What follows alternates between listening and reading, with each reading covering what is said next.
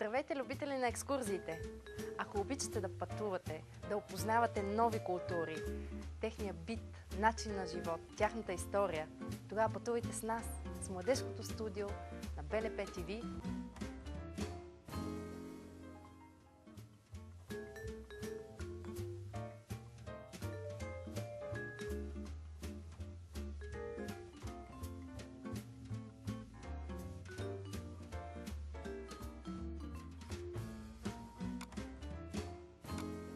Водите. Здравейте, скъпи пътешественици! Аз съм Десислава Благоева и днес ще ви заведа до един прекрасен, страхотен град Бодрум, наречен Белия аристократ. Здравейте! Здравейте! Мой гост в предаването е Радослав Димитров.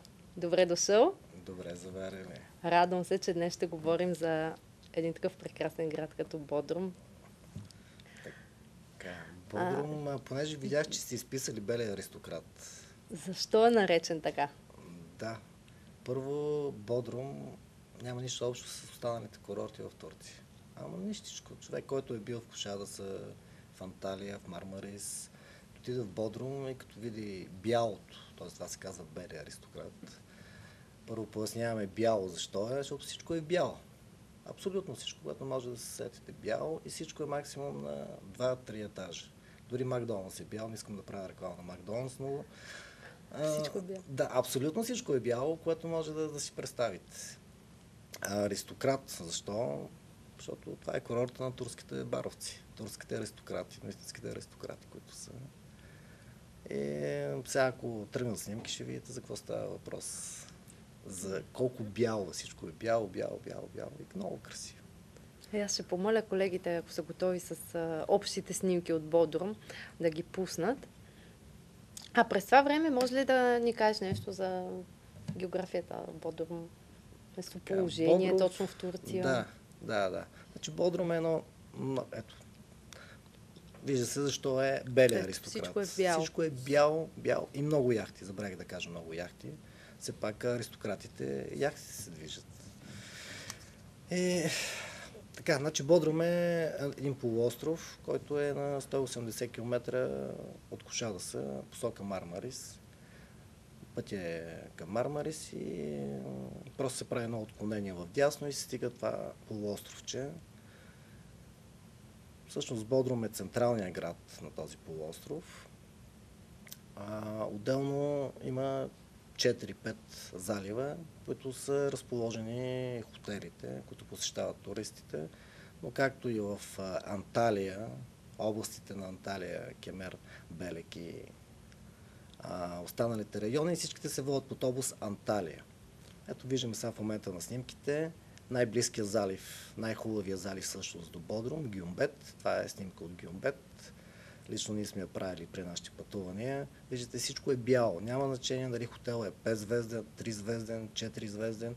Всички са бели и всички са 2-3 етажа. Няма изключение, няма прошка. Но това пък виждате каква красота е. Просто на снимката е едно, а на живо, като го видите, дъха ви спира. Общо взето седите и гледате и се чудите какво става. Каква е тази красота. Така в момента, понеже има много хубава... снимката изчезна. Характерното за Бодрум е, че понеже са на 2-3 етажа, всичко е на хълмчета и всичко е разпръснато на ни бели кутийки, красиви, абсолютно симетрични, абсолютно еднакви са. И 2-3 етажа, разпръснати кутийки и това е целият Бодрум. Навсякъде всичко е едно и също, с изключение на тези централните корпуси, примерно на хотелите или на някакви административни сгради. Всичко останало е много разбито и там много живописно. Всички се увериха, като видяха снимката, предполагам. Колко е красиво там. Значи снимката е едно, създава някаква представа, но до някъде. Определено до някъде, защото на живо като се види уникално, хем различно, хем красиво. Какви са наблюденията ти относно пътуването до там? Как предпочитат с автобус ли или с самолет туристите да отидат до Бодрум? От вашата агенция Зависи кой как му харесва. Защото има хора, които страдат от фобия от самолет. Съответно избират друг вариант. Разстоянието до Бодрум е 1200 км. Има хора, които пътуват с самолет, с автобус, а отделно ние имаме много клиенти, които избират със собствен транспорт. Просто и с хората да спират по пътя, да гледат, да са автономни, независими. Това не ги спира, че са 1200 км. С автобус колко време е пътя? Различно е. Сега ние работим малко по-различно от останалите фирми, защото в един автобус събираме хора максимум за 2 хотела. Тоест няма разпръсване като останалите фирми. Оттам се губи много време. Тоест ние икономисваме поне 3 часа. Нашия път е по-кратък от останалите. И да кажем, последната ни група тръгна след обяд в 2:30. На другия ден вече в 11 часа бяха наснени туристите в хотелите. 2 хотела, които имахме в програмите. Значи не е чак толкова. Не е страшно. Спира се през 2-3 часа. Освежаване, туалетна, хапване, цигара, кой както решава. Отделно ферибота, задължително минаваме през Чанаккале, където ферибот е 40-45 минути. Съответно и това е един вид почивка, защото се разходиш на палубата, пиеш чай, около че хапваш, цигарка запалваш, кой каквото иска това прави, но това също е един вид почивка. И че не е толкова страшно. А с какво е по-различен? Други известни курорти са Анталия, Мармарис, Кошада са. Бодрум с какво по-различен? Значи ние вече видяхме снимките, че първо бяло, всичко е бяло. Всичко е до 2-3 етажа. Всичко е разпръснато, няма такива масивни хотелски комплекси, 7-8 етажа, грамадни. Всичко тук е кокетно, разбито е на алейки, примерно влизате в един 5-звезден хотел и вие си представяте, че Анталия, 5-звезден хотел, знаете, един огромен корпус с големи сгради. Тук няма такова нещо. 5-звезден хотел, нищо, че е 5-звезден, има си едно основно тяло, което е най-масивното. Всичко останало разбито на малки къщички. Между тези къщички много алейки, всичко в зелено. Тук някъде имах снимки с едни розови цветя, така не ги научих имената на тези цветя. И всичко това увито в зелено и в тези розови цветя. Бяло с розово, уникална като гледка. Страхотно. Аз ще помоля колегите, когато имат готовност да пуснат и други снимки. Как ни посрещат турците там? Как посрещат нашите туристи? Дружелюбни ли са към нас? Много. Особено като разберат, че сме българи и веднага първо дума комшо. Комшо, да, задължително комшо. Някой път ни бъркат с руснаците, но защото нали сме бели като тях общо взето. Като разберат, че сме българи, много и отстъпки също получаваме в магазините в момента, който разберат, че сме от България. Добро отношението към българите. Там с какво се пазарува? С тяхната валута или с евро може също така? Туристите са готови да приемат... ето това е една тяхна чершия в Бодрум. Пазарува се всичко, което може да се пазарува, основните валути. Евро, долари, английски лири, всичко взимат турците, но нашия съвет е, когато българите отиват в почивка в Бодрум, турски лири. Турски лири, защото навсякъде цените са в лири. Те ще ви вземат еврото, няма проблем, обаче ще ви дадат много неизгоден курс. И от тук си купуват лирите. Лирата е 84 стотинки, една лира. Тоест изгодно е. Изгодно е за пазар, но нашия съвет от тук тръгвите с турски лири. Само екскурзите, допълнителните, са в евро. Те, че хубаво да имате и двата вида. Ето, типичен пазар в Бодрум. В това отношение не се различава с останалата част на Турция. Всичко се продава. Абсолютно всичко.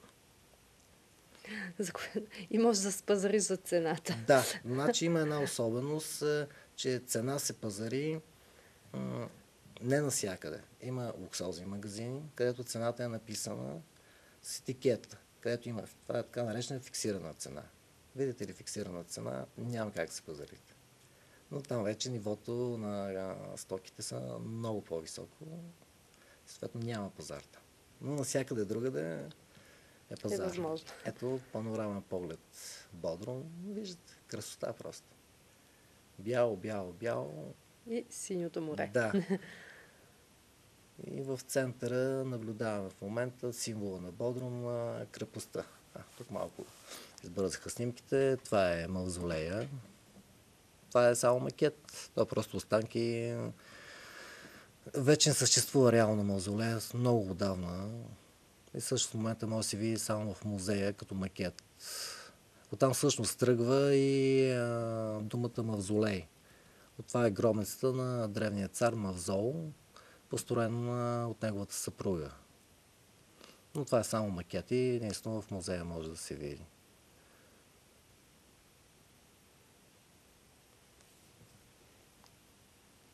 Да. Това същия макет? Да. Малко по-различен, защото все пак гадаят историците как е било.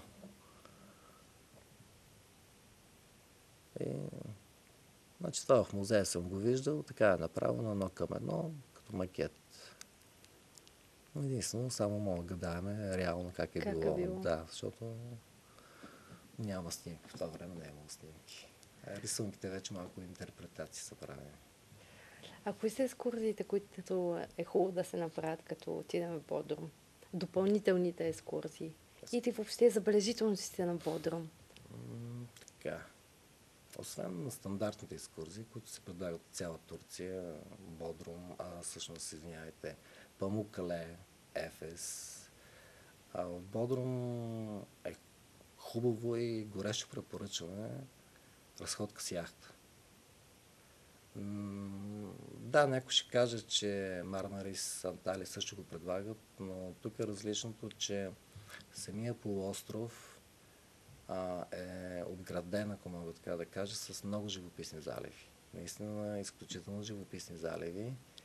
И като се тръгне от Гюмбет, всъщност от първия залив, като се тръгне обиколката с яхтата, спира се 4 или 5 пъти се спира с яхтата в много интересни заливи, както казах, живописни, с синьо-зелена вода и всъщност хората там скачат, гмуркат се. Има хора, които ги е страх и слизат по стълбички от яхтата, но водата е много хубава, топло е. Като стигнем до снимките, ето това е типична гледка за Бодрум. Типична. Много такива турски яхти на турските баровци. Просто си паркирани с заливите, ако мога така да кажа, ако не са в яхтното пристанище. И ето това е навсякъде. И може и да се гмурка, който иска, предполагам. Да. Всъщност няма никакви приспособления за гмурка, просто водата е чиста и човек може на 2-3-4 метра спокойно да се гмурка. Много чиста водата, наистина много чиста. Ето това, примерно, сме го правили от нашата група, като тръгнахме на разходка с яхта. Виждате наоколо яхти. Много яхти, които се движат по един същи маршрут, спират в едни същи заливи тези яхти. И всъщност, ето това е гледката, която ви съпровожда навсякъде. Навсякъде бяло с синьо-зелено море. Синьото море. Много е красиво. Ето виждате синьо-зелено море и както бяхме спряли в този залив за гмуркане, изведнъж се появиха патици. Много интересно. Явно между двата бряга има сладка вода, защото не знам да има морски патици, защото това си изглежда са напълно нормални патици, с малки патенца, просто се бяха образували една колона и се движиха покрай нас. Ето това е много интересно. Това е една спирка на така наречения Камилски плаж. Плажа, пяска на този плаж е един от най-хубавите в цяла Турция. Уникален, фин пясък, като нашата Албена, примерно. Което за Турция изобщо не е характерно. Много широка плажна ивица, много равно. Колко е дълга? Сигурно 1 километър най-малко. Не съм я мерил. Голяма. Да, доста е голяма. Значи това е центъра на ивицата. Равно дъно, без камъни, което пак за Турция не е характерно. Там е каменисто дъното. Ето камилите. Това е камилски плаж. Това е като атракция. Това са наши туристи, които се качват в момента на тази камила. Те са 2 камили, които се правят една малка обиколка из района и Това се са връщат. туристи на Air Speed Travel. Точно така, това са наши туристи. И...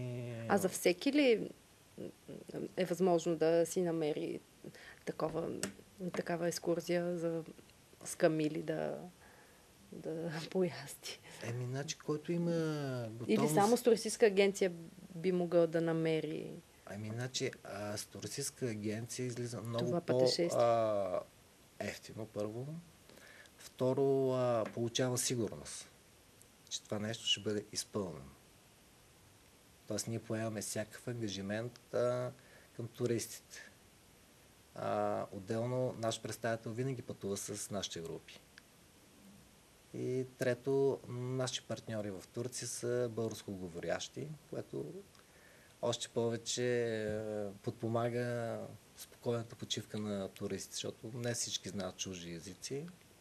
И ако да ги посрещне човек българско-говорящ, всякакъв проблем се решава. Затова препоръчвам през агенция, проверена агенция, да се пътува. Просто в момента, в който тръгнат от тук, от България, наистина ангажимент да си изкарат хубаво в Бодро. Да, там има кой да ги това е единственото, поеме от Отделно от нашата фирма винаги има представител с нашите групи.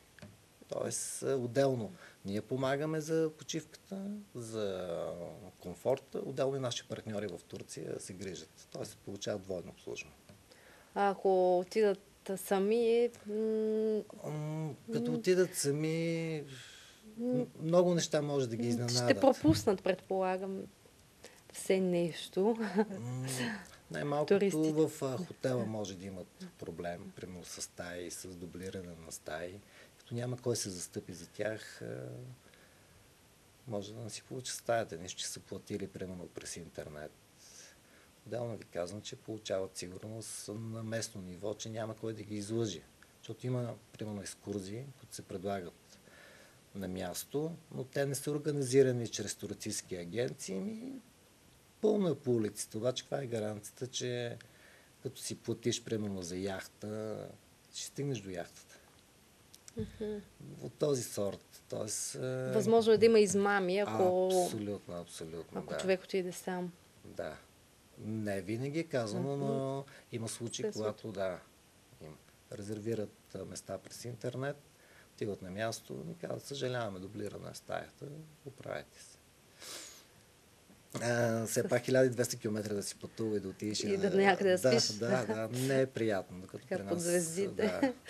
Да, би било романтично. За не повече от една вечер. Да, точно така. Така че по-добре с туристическа агенция. Нека да разкажем и за останалите забележителности. Кое не трябва да се пропуска, като се отиде в Бодрум? Така. И аз ще помоля колегите да покажат и останали снимки. Така, значи това е символа на Бодрум, крепостта Свети Петър. Или замъка Свети Петър, по различен начин се произнася, но това е символа на Бодрум, тази крепост. Тя е построена в 14 век, ако не се лъжа, като защитна крепост. И доста време е използвана за точно тази цел. Интересното при нея е, че част от материалите, които са използвани за нейното построяване, всъщност са взети от разрушената сграда на мавзолея. И може да се каже, че мавзолея е един вид донор на тази крепост. Не знам дали правилно се изразих. Ето виждате отгоре каква красота е. Наистина е великолепно. Да, точно до крепостта Свети Петър е разположено едно невероятно яхтено пристанище. По-нататък ще говорим за него. И всъщност оттам идва самото съчетание Бели аристократ на Турция, точно заради яхтеното пристанище, в което са паркирани много яхти, хиляди яхти от най-различен материал. Има от скъпо дърво, има от добра пластмаса. А тези яхти са на турските аристократи, турските баровци, които там си паркират така наречените бижута и чакат да дойде време за ваканция, където имат къщи или в хотели усядат. И всъщност 4-5 месеца тези яхти са на разположение на баровците, турските баровци, истинските турски баровци. Така, значи това е основният символ на Вижда се и Бодрум. планината от среща. Да, Как значи, съчетава зелено с синьо и бяло. много интересни гледки има. По-нататък ще попаднем на тези гледки в снимките. Отсреща се виждат и гръцки острови. Значи много островчета се виждат, както си седи човек в хотела или в някоя част на Бодрум. Просто среща са наредени гръцки островчета. Там се събира границата между Гърция и Турция. Също островите се разделят с някаква невидима граница. Много е красиво. Наистина много е красиво. И какви са по дух турците? Те са близки до нас, предполагам. До някъде са съседи. близки, до някъде, но не искам да правя реклама на турците, но аз съм впечатлен от тях. Много работливи хора са.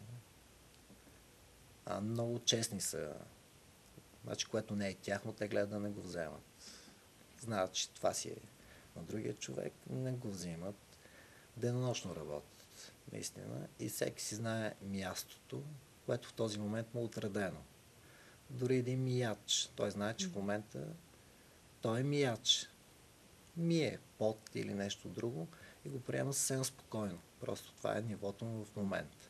В момента, в който си повиши квалификацията, той вече минава на друго ниво и поема друга длъжност. И всеки си знае мястото. Няма да се сърди, няма да мърмори. Буклука по улици се събира с усмивка.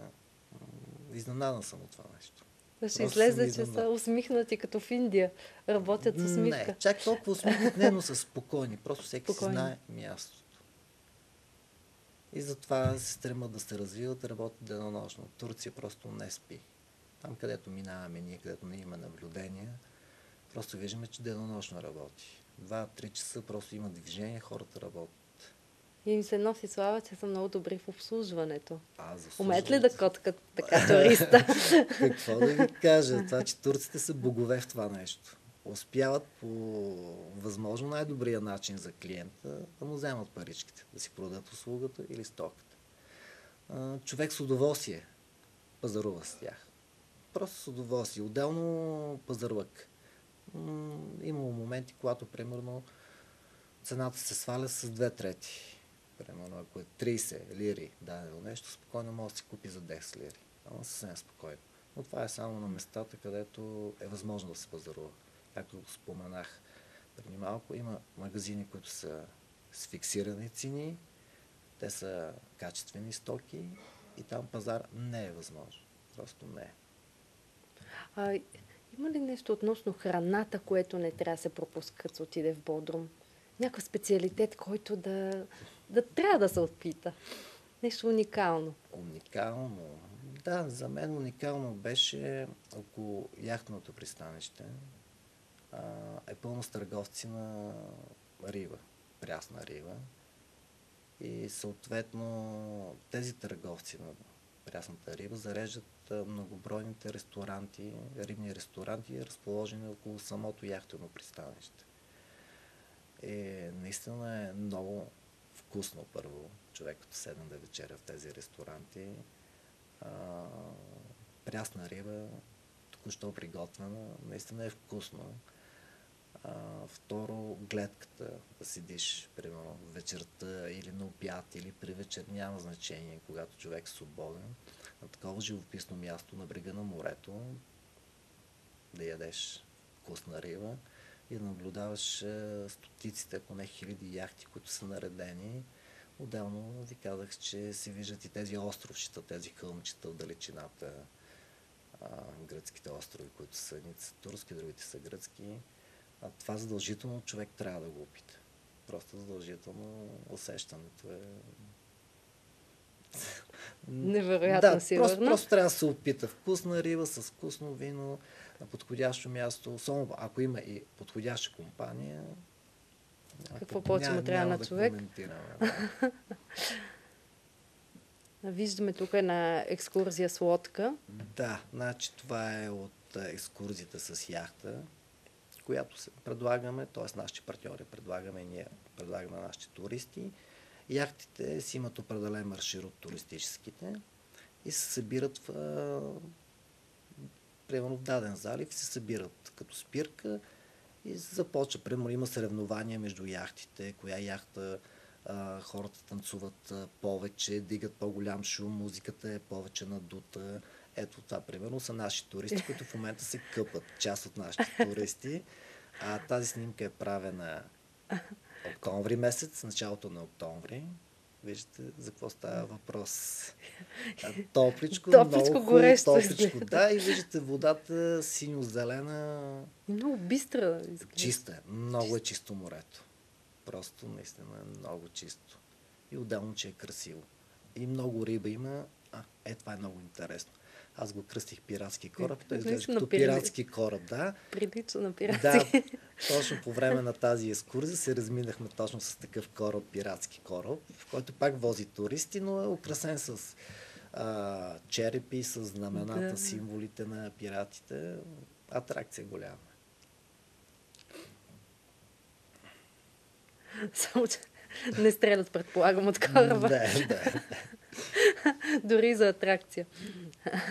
Ето, това е типична яхта, която се използва за тази обиколка. Горния ред са наредени меки шезлонги и там туристите се пекат, забавляват се, а долният етаж, когато човек му стане топличко, да се скрие на този долен етаж, всъщност там се сервира и храната, защото тази яхта е с включен обяд.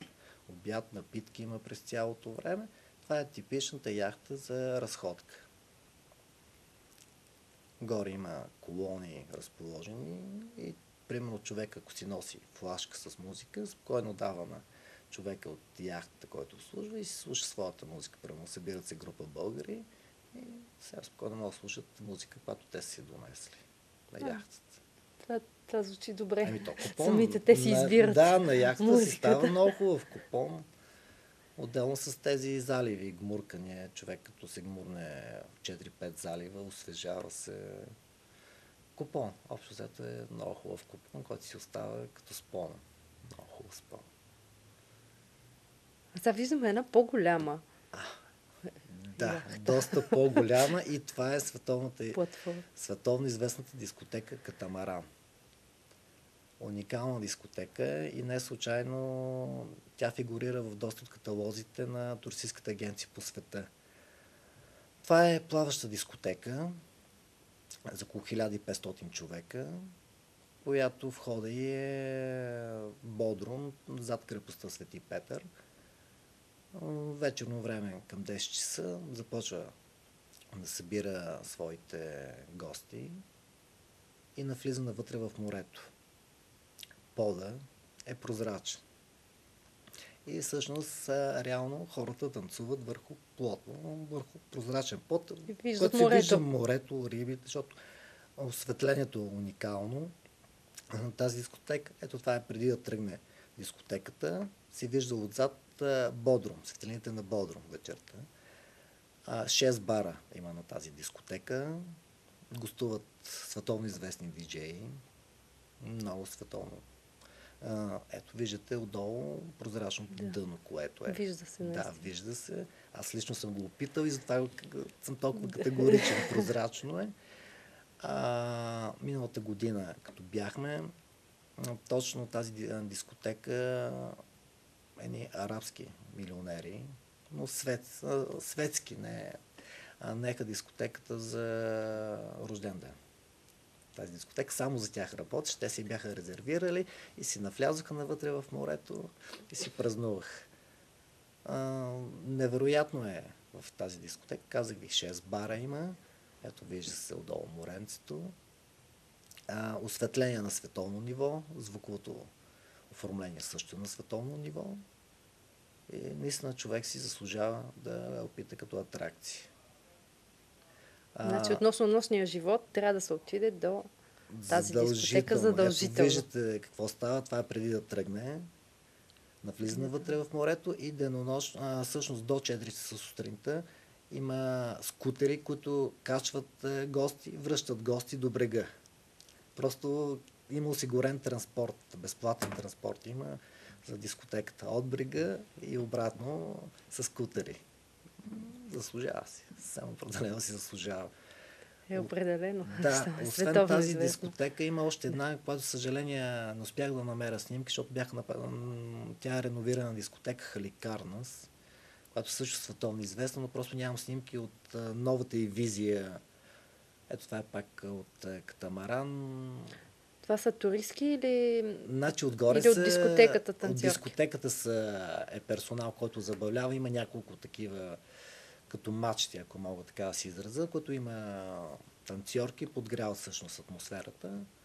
Отделно 6 бара има, навсякъде има разположени бари. Вие виждате за какво осветление става въпрос. Просто невероятно яка дискотека. Малко така жаргонно се изразих, но... Наистина изглежда много Да, готино. да. Съвсем определено. Нощен живот навсякъде има в Бодрум. Има улица, така наречената стрит, улични барове. Има Улица на баровете. Да, значи наредени са бар до бар. Дискотека до дискотека и отвън по всякакъв начин се мъчат да привлекат клиенти и правят персонала на заведението, прави супер атракция пред самата дискотека, пред самия бар. И така привличат туристи. Абсолютно, да, абсолютно. Лудница е. Наистина е лудница, защото виждам, примерно 20 дискотеки наредени една до други, всяка се мъчи да привлече хора. Голяма атракция. Конкуренция голяма също. Да, жестока е конкуренцията в случая, но всичките са пълни. По време на сезон всичко е пълно. Места не стигат. Кога точно е сезона? Кога е хубаво да отидат туристите там? От кой до кой месец е най-добре? Така. Сезона в Турция започва от 1 май. Значи април месец има хотели, които предлагат, но лично не препоръчвам април месец. Не е толкова. Все още е студеничко ли? Да. Май месец. Май месец започва сезона. Цените са много добри тогава. Ние затова правиме групи по това време, май месец, защото за 400 лева за 6 нощувки ново инклюзив няма къде да се намери друга цена. Да, дори в България не може да се намери. Не, изключено. Май месец започва сезона. Както ви казах, цените са много добри и затова толкова хора ходят май месец, особено по-възрастните и с малките деца. Защото след това от средата на юни става много горещо в Турция. Да, техните курорти са пълни, но аз не препоръчвам на българите да ходят юли и август. Освен ако не обичат жегът. Защото е Колко много... градуса е тогава? Ами, да ви кажа, 40 градуса. Топличко е. За мен лично е топличко. Само за любителите на нощния живот може би е подходящ юли-август. Ами, значи тези... Който не обича да ходи на плаж, само по дискотеки. Тези хора, които обичат нощния живот, за тях няма сезон. Да. Другия период, който е подходящ, е края на септември месец. Също времето е много меко, много хубаво. И тези снимки, които ви показах, там, примерно с яхта, където плуват нашите туристи, са правени началото на октомври. О, значи 28-30 градуса, водата е топла, всичко е меко, приятно. Значи това са двата месеца, които препоръчвам. Септември и май месец. Са най-така подходящи. Най. Добре, нищо не казахме за прословутата турска вечер, кючекини. Има ли го това нещо в Бодрум? Има го. Може ли, колеги, снимки, ако обичате? Значи и в Бодрум има кючекини. Видяхме прекрасни дискотеки, но кючекини не видях и за това питам. Ще ви покажа, ето виждате за какво става въпрос. Какво представлява това? Това са големи заведения, които се предлагат турска фолклорна програма. Дават най-различни региони на Турция, съответно програмата е най-различна, като е включена техни местни специалитети турски. Най-интересното в тази турска вечер е играта с публиката. Минават кючеклийки и си избират мъже от публиката и съответно ги събират примерно 10-15 човека на подиума. Събличат ги голи до кръста и започват да танцуват заедно с кючеклия. да й повтарят движенията.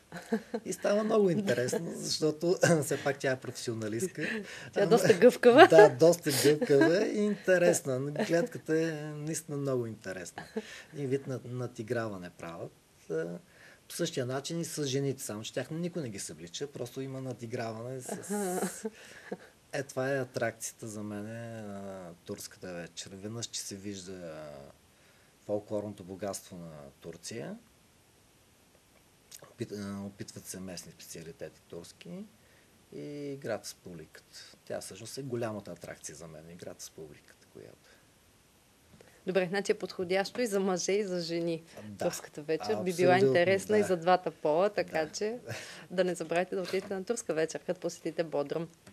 Колеги, ако обичате и останалите снимки да видим, за да не пропуснем да разкажем за някоя забележителност. Ето това е интересно. Маршрутките, това е основният начин за предвижване в Бодрум. Пред всеки един от хотелите минават маршрутки, които срещу няколко турски лири ви завежда в центъра на Бодрум. Всички маршрутки спират на едно място.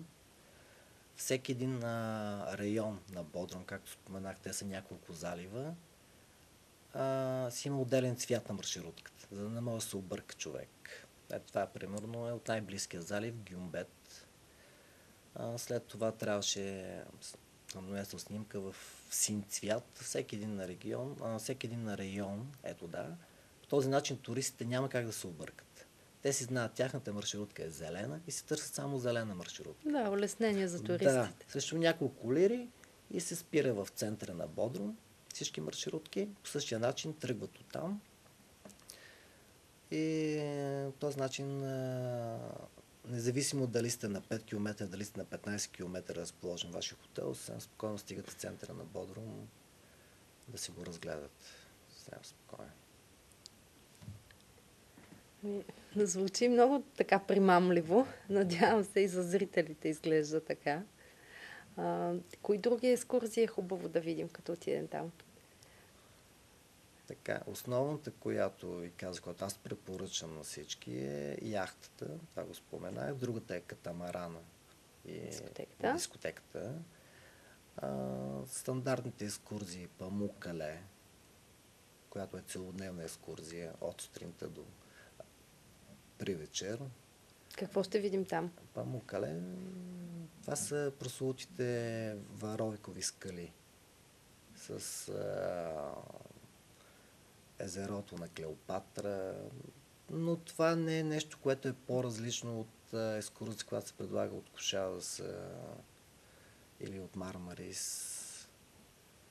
Това е една от екскурзии. Другата стандартна екскурзия Ефес. Всички сме чували за този древен град Ефес. До него е Дева Мария, къщата на Дева Мария. Това са стандартни екскурзии. Просто преди малко наблегнахме на тези, които са специфични за Бодрум, които няма да ги намерите никъде другаде. Просто само там са. Отделно Кос, до гръцкия остров Кос има екскурзия. Екскурзия има и до Далян, където имате шанса да видите огромни костенурки, но никаква гаранция няма, защото някои туристи ме питат, ние добре записаме се сега за Далян, но ще видим ли костенурки? Аз ви казвам, аз не мога да съм господар на костенурки. Ако имате късмет, ще ги видите тези грамадни, но наистина са много грамадни костенурки. Огромни са просто. Да, това е интересно да се види. Но няма гаранция, че ще видят костенурките. Аз просто ги предупреждавам. Да, имате шанс, но аз не ви гарантирам да не ми се сърдите после. Може да се скрили костенурките и просто си направите една разходка. Няма лошо и в това. Да. Колеги, ако може и останалите снимки да пуснете, за да видим всичко. Ама то пък и време не остана. Всъщност 5 минути. Каквото видим, това е. Да, исках да покажа част от хотелите в Бодрум, просто хората да разберат защо е толкова хубаво там. Просто хотелите са много разчупени, на много нива са. И не са равни хотелите, като Анталия, Кушадас, Мармарис. Всичко е разчупено на много нива. Много стълбички, с много територии за почивка. Много интересно. Просто ако стигне времето да се видят тези снимки, ще разберат за какво става въпрос. Всичко е свързано с една много красива гледка. Просто седите в хотела, пиете си някакво питие, вечерята, обядвате и срещу вас една невероятна гледка. И това всичко за това, че хотелът е разчупен на нива и всичко е разположено на хълмове. И оттам идва гледката. Защото Бодрум е такъв район. На хълмове е всичко.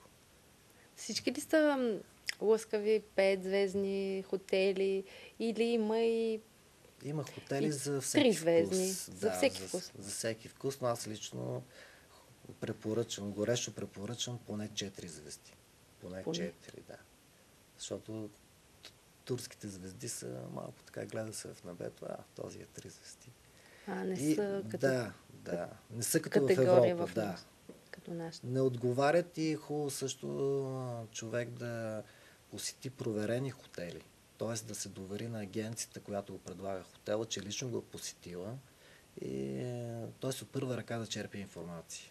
Защото има 5-звездни хотели, които аз съм попадал, които много ниско ниво са. А се водят 5-звездни. А 5-звезден хотел ниско ниво? Да. Даже в един хотел, в който бяхме, нямаше топла вода.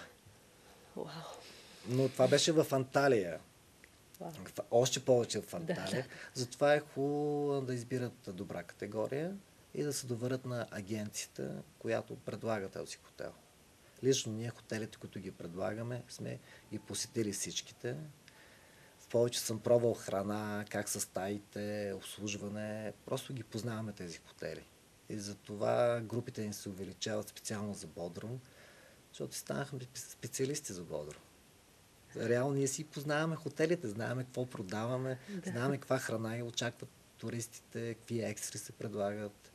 С това просто жалко, че не остана време да видим поне 2-3 снимки от хотели в Бодрум. Поне. За да видят хората за какво става въпрос, каква красота ги очаква. Да видят с какво са по-различни от нашите хотели.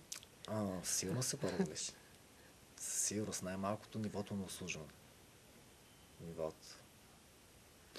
И там храната по-различна ли е, отколкото в нашите хотели? Много по-голямо разнообразие. Много по-голямо има за всеки вкус. Значи, който обича местната кухня, има си сектор само с местна кухня. Има си сектор с международна кухня. Тоест, човек гладен няма да остане. По-скоро ще се върне с няколко килограма повече. Толкова много храната. Много бъклави, много сладки работи, голямо разнообразие. Салати, всичко е в голямо изобилие. Вау! Но няколко килограма гарантирано, ако човек си отпусне душичката, да опита от всичко. Няколко килограма отгоре. Който е сладокусен, наистина може да се прибере с няколко килограма отгоре. Последен съвет за пътилите се към Бодрум, защото времето ни приключва. С 2 думи. Ако харесвате Бодрум, искате да видите за какво става въпрос и ни се доверите, няма да съжалявате. Просто ние сме специалисти за Бодрум, обичаме си хотелите, познаваме си хотелите, но дори да не се доверите на нас, просто опитайте Бодрум, никой няма да съжалява. Който отишъл там, всички са били очаровани и се радвам много, че все повече набира популярност този курорт. Все повече. Защото който веднъж го открие, той препоръчва на познати, на приятели. Има хора, които примерно май месец са били с нас и септември пак се връщат с приятели. Нищо, че са били. Казали са ни. Да, и се връщат пак, правят по 2 почивки в Бодрум в годината.